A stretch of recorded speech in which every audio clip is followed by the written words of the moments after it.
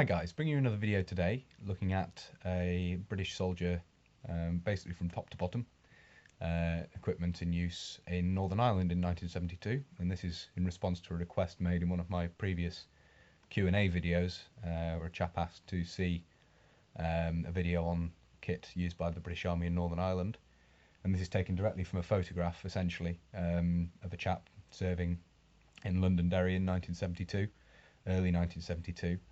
On public order duties, so anti-riot, essentially, anti-riot duties.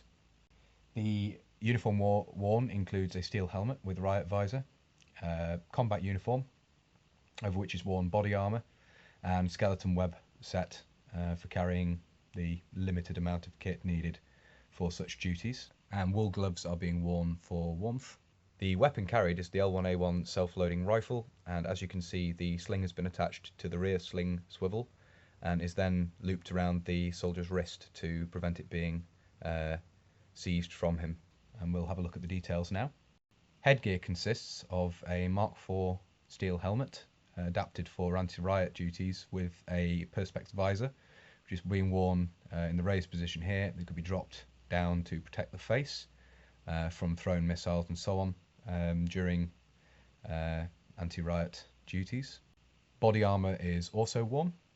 The body armour worn by British forces during their early involvement in Operation Banner was of American manufacture. Both the M1952A worn here and the M1969 body armour vest were seen in use, and this was obviously not only to give ballistic protection, but it also offers some protection in crowd control situations from blows against the torso.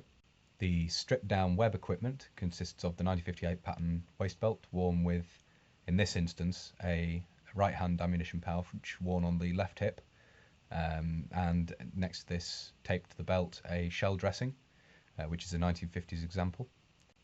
And on the right hip, the water bottle is carried in its water bottle carrier, the water bottle pouch that is, and you can see this here. The ammunition pouch is used to carry a spare magazine for the self-loading rifle, which is of course the standard issue rifle for the British Army at the time, which is being carried. The water bottle is a 1969 dated example, and as I've already said, the shell dressing is 1950s dated, 1957 in this instance. To the rear we have the haversack for the S6 respirator, and the S6 is carried, this is a 1969 dated example, the S6 is carried in the haversack with an anti-dimming outfit as well.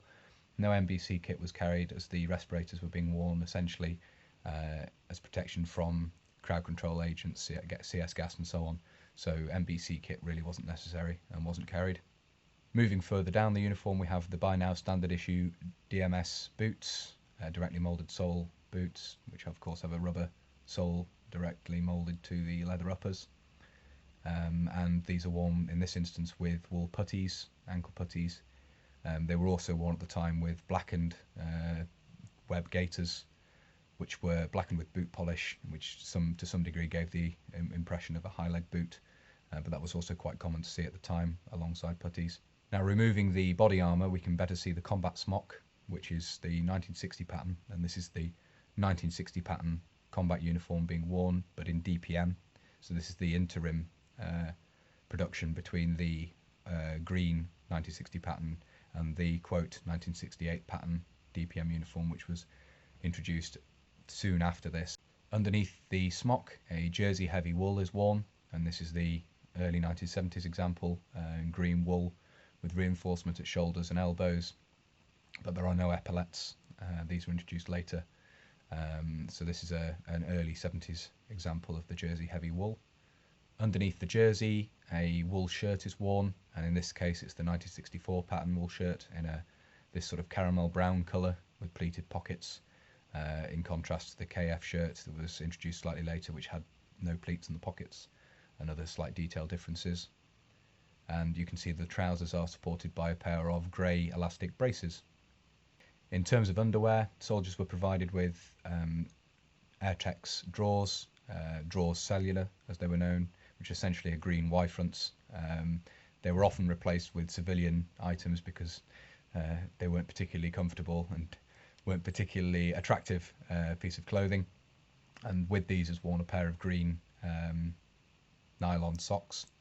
as well as the items carried in the web equipment, which you've already seen in terms of spare ammunition and the water bottle. the respirator and so on. Certain items would also be carried in the pockets, though these were very limited. The equipment carried on these operations was very limited. In the pocket of the body armour, breast pocket of the body armour, we have a notebook and a couple of pens, and in the top breast pocket, in the breast pocket of the combat smock, the soldier's ID card would be carried. This is a slightly later example, I believe revised 1978, but it's for illustration purposes included here, and it's for a sapper of the Royal Engineers, as you can see. So there we have it, the uniform and equipment of a soldier deployed on anti-riot duties in Northern Ireland in early 1972. As I say, this is based closely off photographs of troops seen in Londonderry in early 1972, and other details such as the underwear and what was carried in the pockets and so on is taken from anecdotal evidence provided by men who served at the time, I've spoken to, or had exchanged messages with. So I hope you found that interesting. As I say, I've tried to make it as comprehensive and as accurate as I can based on the information I have. And I say I'll be coming up with some more of these one man's kit videos soon. If you have any suggestions, don't hesitate to put them in the comments, and I'll be doing another Q&A video soon, probably, where you'll have opportunity to perhaps put forward suggestions as well. So I hope you found that interesting, as I always say. And until next time, bye for now.